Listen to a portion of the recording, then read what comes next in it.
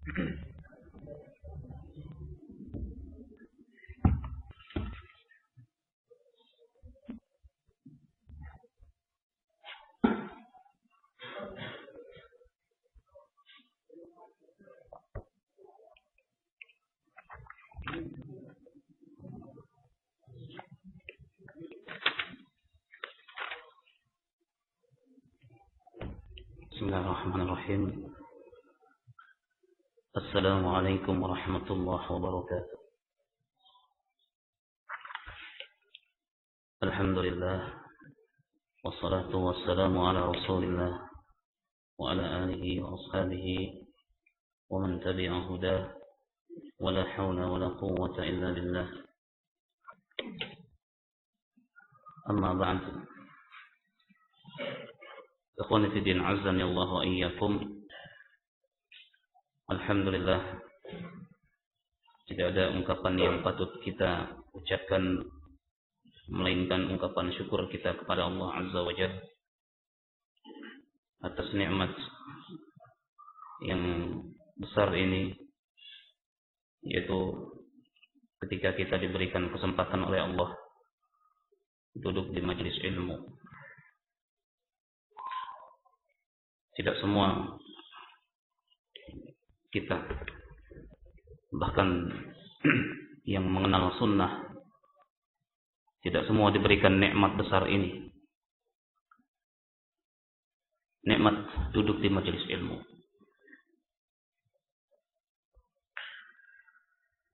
Dan ini patut kita syukuri,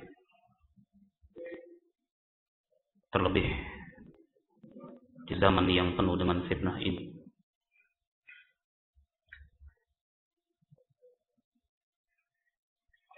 Inna fi dzalika la dzikra, kata Allah, inna fi dzalika la dzikra liman kana lahu qalbun aw alqa as-sam'a wa huwa syahid. Bahwa Al-Quran itu betul-betul akan menjadi peringatan kita benar-benar bisa mengambil manfaat dari Al-Quran. Inna fi dzalika la dzikra, betul-betul menjadi peringatan untuk kita. Liman kana lahu qalbun, bagi orang yang lahu qalbun, dia memiliki hati. Au alqas sam'a, atau memasang telinga, wa huwa syahid, dan dia menyaksikan. Jadi ada 3 perangkat yang Allah sebutkan agar kita bisa maksimal dalam menuntut ilmu. Yang pertama adalah qalb, hati, niat. Betul-betul dia berniat datang ke majelis ilmu, tidak lain dan tidak bukan hanya ilmu, bukan yang lain. Atau setidaknya intinya adalah ilmu. Intinya ilmu.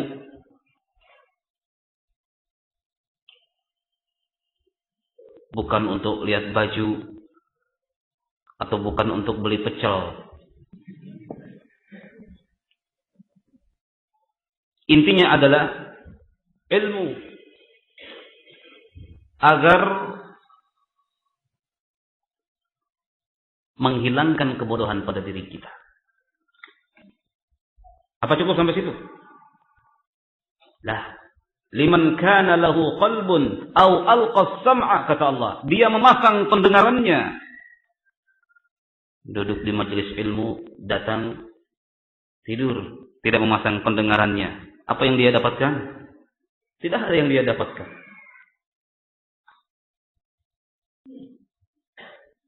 Au alqa sam'a wa huwa syahid, dan dia hadir menyaksikan. Jadi pengaruh ketika kita duduk di majelis ilmu dengan ketika kita di mobil mendengarkan ceramah, jauh.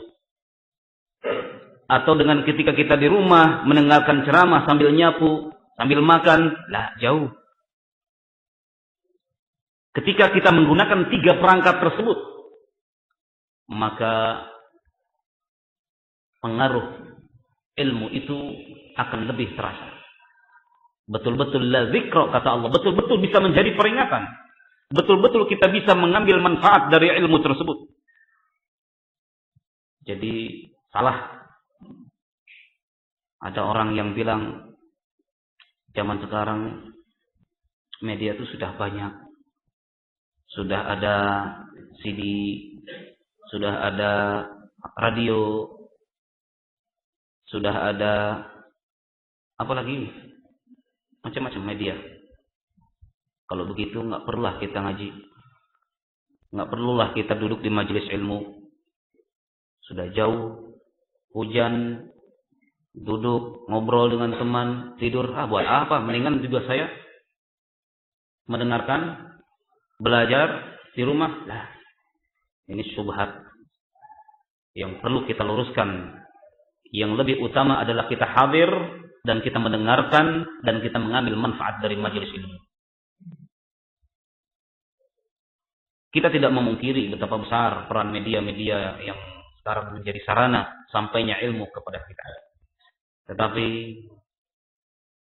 tidak bisa sedikit pun menggantikan peran majelis ilmu. Betul-betul ketika kita memasang hati kita, memasang telinga kita, dan betul-betul ketika kita hadir,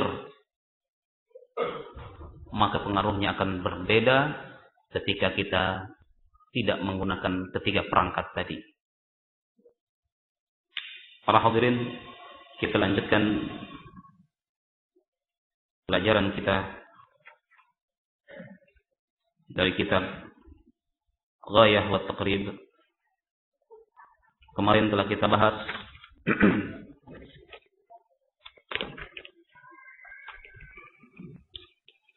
tentang sunnah-sunnah wudu ya.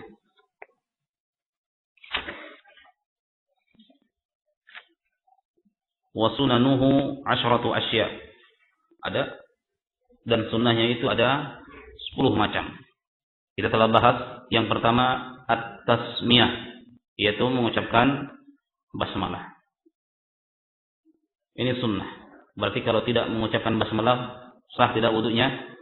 Sah. Dalilnya apa? Firman Allah Subhanahu wa taala, ya ayyuhalladzina amanu idza qumtum ila shalah faghsilu wujuhakum. Tidak ada perintah basmalah di situ. Langsung basuh muka kalian. Kemudian wa ghuslul kaffain, membasuh kedua lengan. Kita terangkan ada 3 kondisi. Ketika kita yakin tangan itu najis, apa yang kita lakukan? Maka kita katakan bahwa membasuh itu wajib. Dan mencemplungkannya ke dalam bejana sebelum mencucinya, itu perkara yang haram. Karena najis. Ketika kita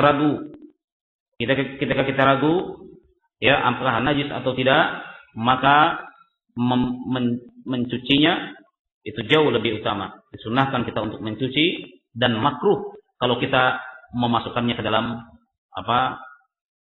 bejana sebelum mencucinya.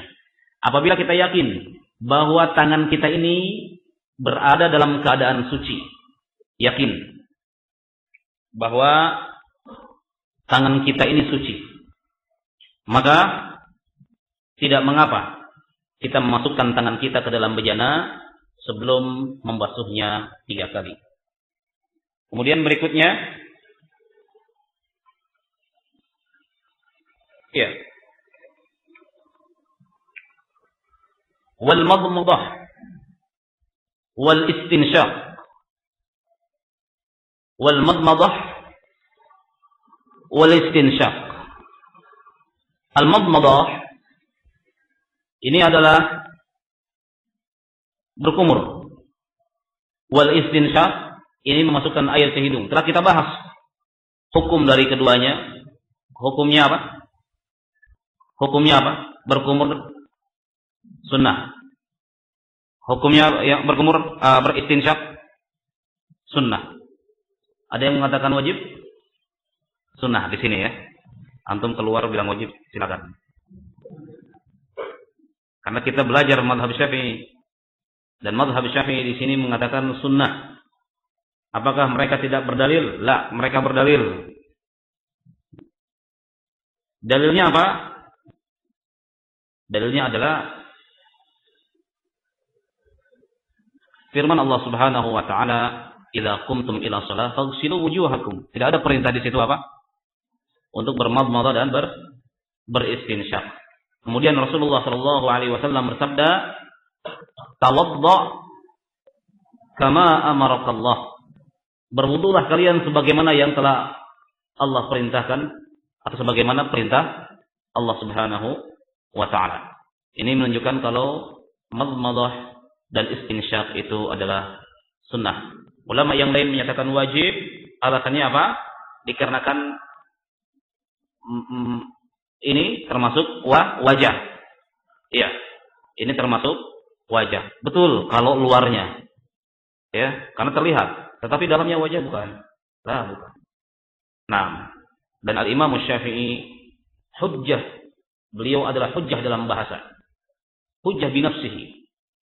Ya, hujjah itu dalil. Kalau misalkan ada orang berselisih tentang bahasa A atau B, maka mereka merujuk kepada Al-Imam Syafi'i rahimahullah. Jawaban itu adalah hujjah. Seolah-olah keputusan final yang tidak bisa diganggu-gugat. Itu Imam Syafi'i dalam bahasa. Ya. Nah, kemudian wa mashu jami'ir ra's, ini pun telah kita bahas sebagaimana disebutkan dalam hadis Abdullah bin Zaid, ya, muttafaqun alaih, bahwa Rasulullah sallallahu alaihi wa ala alihi wasallam membasuh kepalanya, zahaba bihima, beliau membasuh, bada'a bi muqaddami ra'sihi, beliau memulai dari muqaddami ra'sihi, dari awal, summa zahaba bihima ila qafah, kemudian ditarik ke belakang, summa raddahuma ila makanil ladzi bada'a minhu, kemudian dibalikan ke tempat yang permulaan.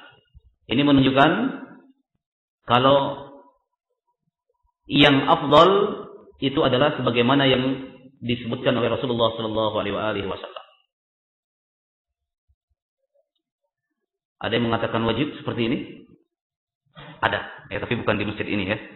Insyaallah di luar situ. Wajib katanya dari awal sampai dari awal ditarik, itu perkaranya ini wajib. Kenapa? Dikarenakan Rasulullah sallallahu alaihi wasallam mengerjakan itu. Nah, mengapa kita katakan ini sunnah? Kemarin gimana alasannya? Dikarenakan ada hadis yang lain. Ya, hadis Mughirah, bahwa Rasulullah sallallahu alaihi wasallam membasuh kepala beliau, ya, yaitu wa masaha bi nasiyatihi. Beliau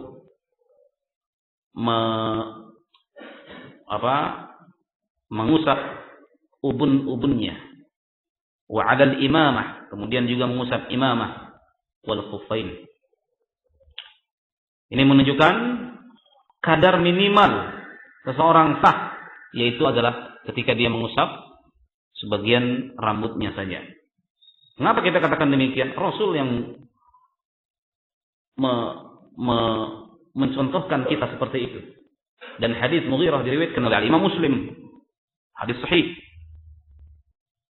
Seandainya kita katakan wajib seperti ini, berarti yang setengah itu tidak sah. Katakan saja wudunya Rasulullah sallallahu alaihi wasallam tidak sah. Atau al-i'malud dalilain, mengamalkan dua dalil itu lebih utama daripada kita harus membuang satu dari keduanya. Ketika kita katakan ini adalah perkara yang kadar minimal, yaitu menyentuh sebagian kepala, sementara membasuh seluruh kepala ini adalah perkara yang afdal, ini kita menggabungkan kedua dalil. Tidak membuang hadis yang satu dan juga tidak membuang hadis yang lainnya. Nah, wahada huwa ar-rajih.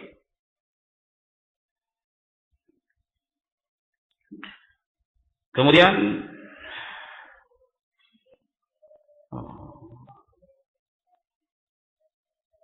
wa mashul udhunain dhahirihima wa batinihima bima'in jadid.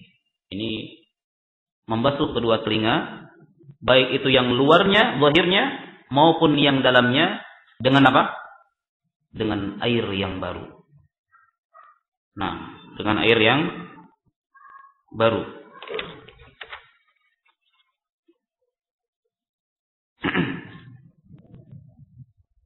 Berarti berbeda dengan sebagian ulama yang menyatakan bahwa al-udhunan minar ra's, bahwa kedua telinga itu termasuk bagian kepala.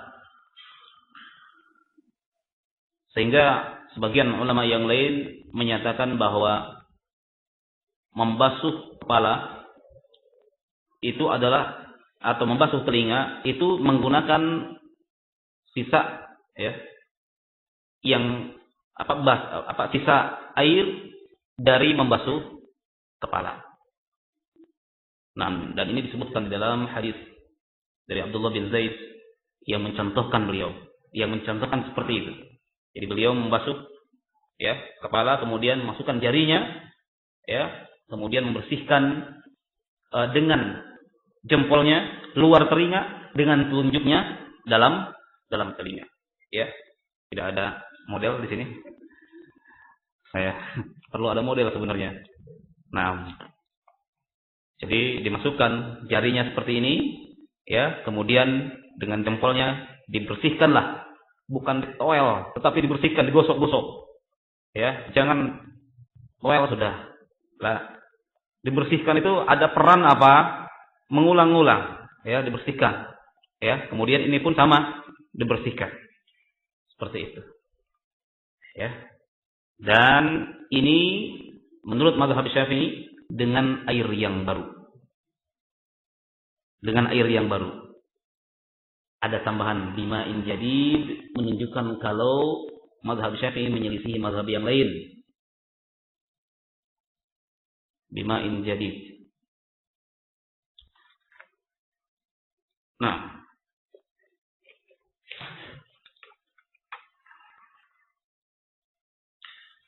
kemudian berikutnya adalah, kita singkat-singkat saja.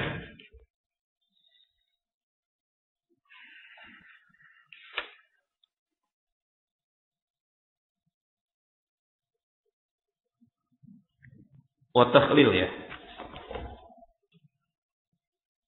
Wa takhlilu, ya. Wa takhlilul lihyah. Dan menyela-nyela jenggot yang tebal di sela-sela.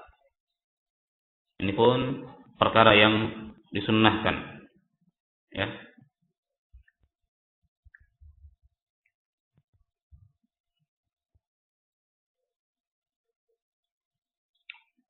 Kalau tebal itu sunnah. Tetapi kalau tipis, ya, wajib. Karena memungkinkan dia bisa jatuh air. Tapi kalau tebal nggak perlu dipaksa-paksa antum. Seperti ini. Ya, makanya disunnahkan. Kalau tebal ya sudah, nggak perlu dipaksa. Islam itu dibangun di atas kemudahan. Makanya yang penting di sela-sela saja. Tapi kalau tipis, ya, cukup harus dipaksa sedikit gitu. Tapi kalau tebal tidak ada pemaksaan, tapi tetap disunnahkan kita untuk menyela-nyelanya. Nah.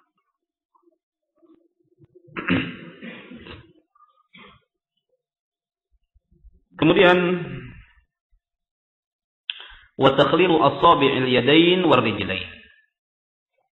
Dan menyela-nyela jari, ya, jari-jari kedua lengan dan kedua kaki. Ini penting. Setelah kita membasuh lengan, ya, itu di sela-sela. Atau ketika kita membasuh kaki, ya, jangan hanya sekedar air, bagaimana sering kita terangkan, hanya sekedar kena air, lah, ada unsur di situ menggosok gitu, di sela-sela jarinya, ya, dengan menggunakan lengan,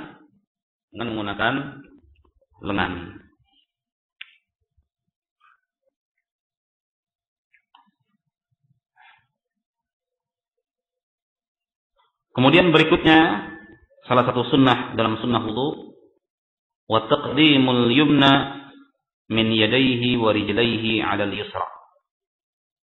Mendahulukan yang kanan dari yang kiri. Ini termasuk sunnah. Berarti kalau sudah termasuk sunnah, ada orang misalkan mendahulukan yang kiri kemudian yang kanan, Antum bilang, nggak sah wudu kamu. Bilang seperti itu? Lah, Mas, yang utama itu mendahulukan yang kanan kemudian yang kiri.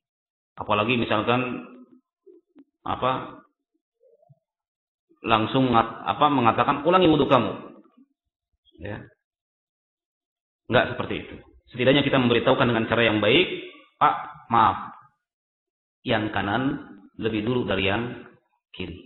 Rasulullah sallallahu alaihi wasallam dalam hadis Aisyah radhiyallahu anha bercerita, Aisyah, kana yu'jibuhu at-tayammun. Beliau amat sangat menyukai at-tayammun, mendahulukan yang kanan-kanan. Fi tana'uli, ketika memakai sandal, wa tarajjuli, ketika nyisir, wa fi sya'nihi kullihi. Dalam segala perkara, beliau menyukai perkara-perkara yang kanan. Oleh karena itu memakai baju, Pak, didahulukan apa? Bagian yang kanan dulu. Ya.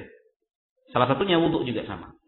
Ya, dan ini pun dicontohkan oleh Rasulullah Shallallahu Alaihi Wasallam ketika berwudu, beliau senantiasa mendahulukan yang kanan dari yang kiri.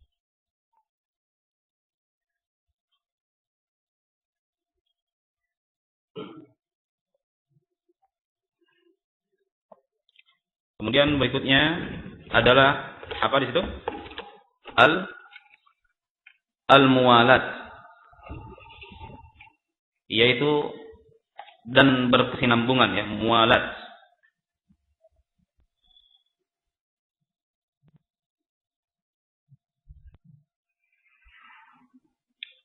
Apa maksudnya al-muwalat? Ya. Jangan sampai ada jeda yang begitu banyak antara mencuci satu anggota dengan anggota yang lainnya. Ini mualat. Hendaknya berkesinambungan. Setelah mencuci lengan langsung kepada berkumur. Setelah berkumur langsung kepada istinsyak. Setelah istinsyak langsung kepada membasuh muka, terus mualat. Ya. Sehingga jangan terjadi ketika ada jeda anggota wudu yang kita cuci atau yang kita basuh itu kering, sampai kering baru kemudian berwudu, baru kemudian melanjutkan wudunya. Nah, kita katakan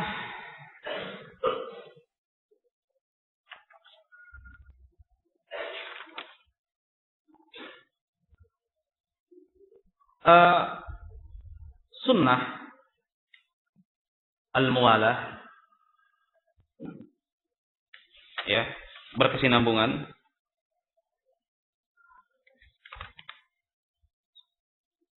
bagi orang yang tidak mengalami emergency, atau bagi orang yang tidak mengalami, bagi orang yang mengalami emergency. Adapun orang yang tidak mengalami emergency itu nggak ada keperluan di tengah-tengah wudu misalkan, maka muwalah itu adalah perkara yang wajib. Misalkan nggak ada apa-apa gitu, wudu, ya, kemudian dengan sengaja, ya, kita memberhentikan wudu kita sampai kering, ya, maka kita harus mengulangi wudu dari awalan. Nah, kita katakan sunnah muwalah itu bagi orang yang memang dalam keadaan emergency, darurat. Contohnya adalah ketika wudu telepon antum berdering, ya, maka ketika itu jangan sampai, ya, kita berlama-lama menerima telepon, ya, tetapi segera, ya, untuk menutupnya, dan melanjutkan wudu kita.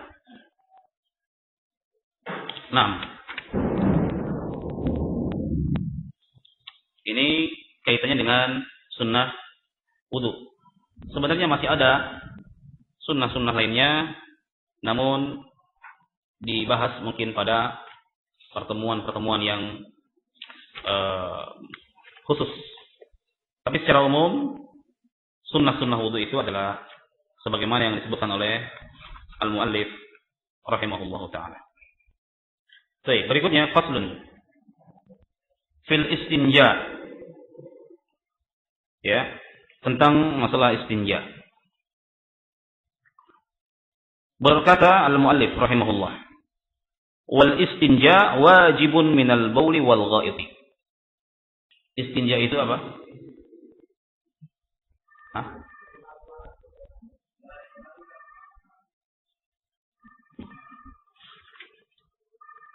Apa? Oh, Masya Allah, barakallahu fiik. Nah, terlewat.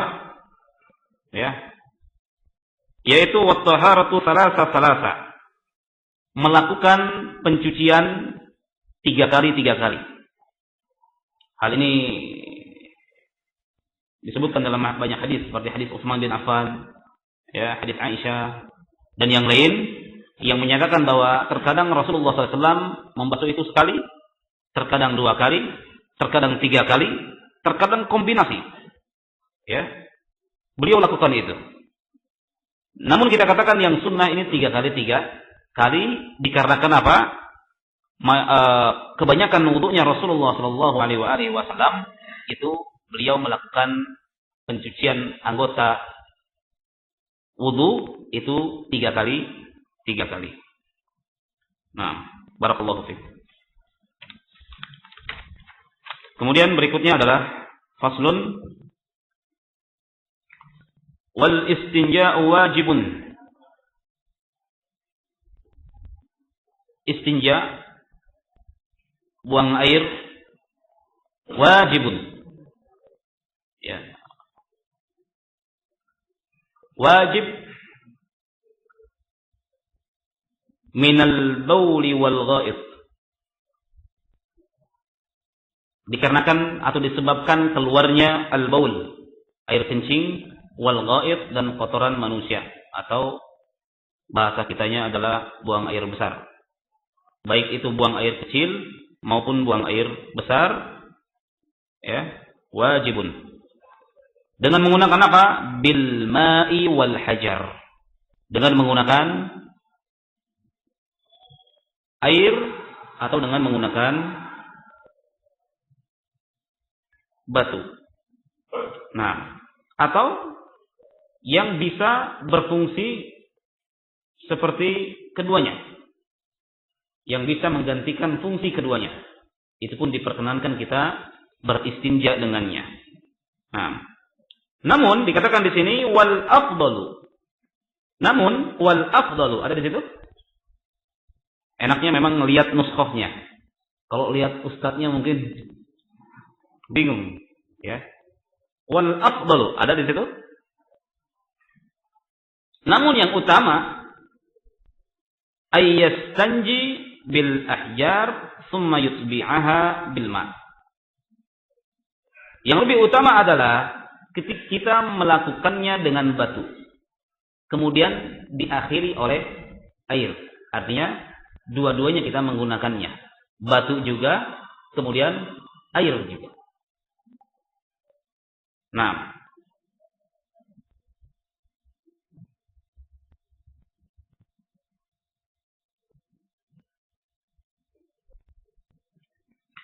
kemudian dalilnya adalah hadis Rasulullah Shallallahu Alaihi Wasallam, wal yastanji, ya, hendaknya kalian beristinja bisalasati ahjar, dengan menggunakan tiga batu. Dan ini perintah istinja ini jelas menunjukkan kalau hukumnya itu wajib. Orang misalkan dia tidak beristinja, maka dia telah berdosa. Dan secara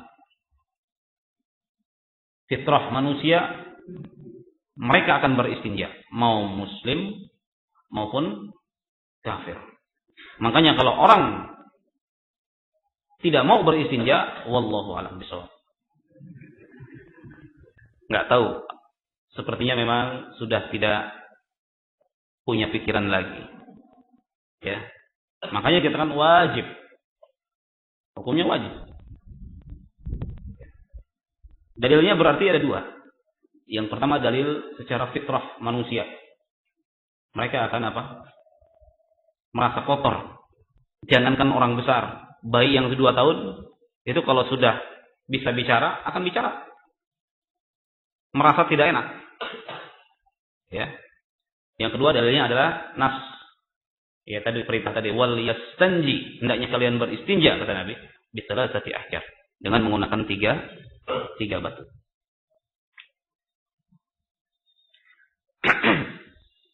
Nah, dikatakan yang lebih utama adalah apa di sini? Tajmiro ya. Tanji atau tajmiro?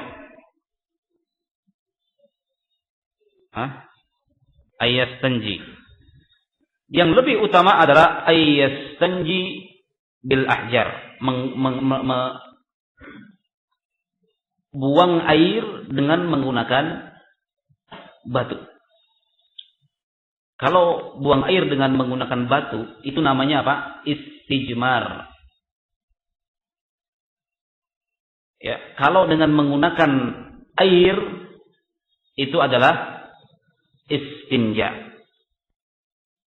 Istinja pun bisa berlaku kepada batu juga. Namun, dengan menggunakan batu, ada penamaan khusus, yaitu istijmar. Menggunakan jimar, yaitu batu. Yang lebih utama dikatakan oleh rahimahullah adalah menggabungkan setelah batu dengan menggunakan air. Ya.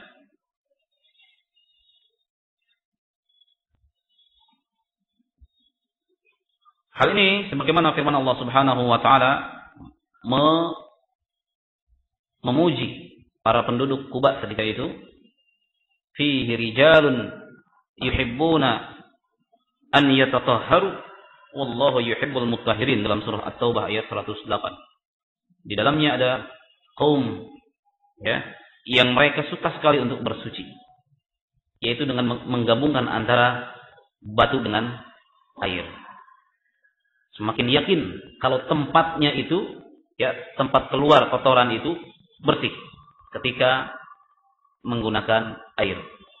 Sudah menggunakan batu kemudian diikuti oleh air, maka kualitas bersihnya tentunya apa? Lebih ya. Betul-betul bersih. Nah, saya sudah mendengar azan, tapi kita selesaikan sebentar ya. Fa idza arada al-iqtisar ala ahadihima fal ma'u afdal. Tetapi kalau kita ingin mencukupkan antara batu dan air, mau milih mana? Tentunya air itu lebih utama. Kenapa? Sifat air itu bisa menghilangkan najis. Ya, sifat air bisa menyucikan sesuatu yang najis, menghilangkan najis. Oleh karena itu ketika ada seorang Arab Badui kencing di mana? Di salah satu sudut masjid, ya Rasulullah Shallallahu Alaihi Wasallam menyuruh para sahabat membersihkannya dengan apa? Dengan air. Ya, fal ma'u afdal. Ya, nah, kemudian wa yajtanibu istiqbal al-qiblati wastidbariha fi sahra, dan hendaknya menjauhkan ya diri, dan ini hukumnya wajib. Wajib kita menjauhkan diri kita ketika apa? Ketika kita sedang beristinja, sedang membuang hajat kita, menjauhkan apa? Dari istiqbal al-qiblah. Jangan sampai menghadap kiblat. Ya, yaitu Ka'bah, menghadap arah Ka'bah, dan juga jangan sampai membelakanginya, wastidbariha fi sahra, ketika berada di dalam padang pasir, yaitu tempat yang umum, yang tidak ada penghalangnya, bukan tempat khusus dalam artian ada penghalangnya. Ya, ini bukan berarti muallif membolehkan kita kencing di mana saja. Dalam kondisi ketika ya, dalam kondisi ketika tidak ada tempat lain kecuali tempat yang memang terbuka, antum sudah nggak bisa ngapa-ngapain lagi di jalan tol misalkan, sudah nggak bisa bergerak di jalan tol ini, nahan, ya, nahan sudah tidak bisa, aqua nggak ada, udah tidak bisa, berhentilah kita di jalan tol, tentunya tidak ada apa kecuali mobil kita. Nah, mungkin masuk dalam kategori ini, jauhilah kita menghadap kiblat dan membelakangi kiblat. Jangan kita katakan, ini mah zaman dulu. Enggak, bisa terjadi di zaman sekarang. Antum sampai misalkan mudik, ya, sampai mana? Aras Roban itu apa itu? Yang hutan, yang istilahnya tidak ada. Sudah. Ingat ini. La tastaqbilul qiblah wa la tastadbiruha. Jangan kamu menghadap kiblat dan jangan kamu pula membelakanginya. Nah, fis sahra. Ya, saya kira insyaallah kita lanjutkan pada pertemuan yang akan datang. Wassallallahu ala nabiyyina Muhammadin wa ala alihi washabihi wasallam. Walhamdulillah.